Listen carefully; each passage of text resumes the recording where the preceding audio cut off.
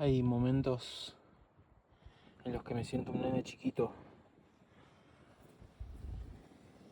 extasiado de encontrar estas cosas. Extasiado. Este es el cactus más pequeño del mundo. Miren lo que son estas plantas acá.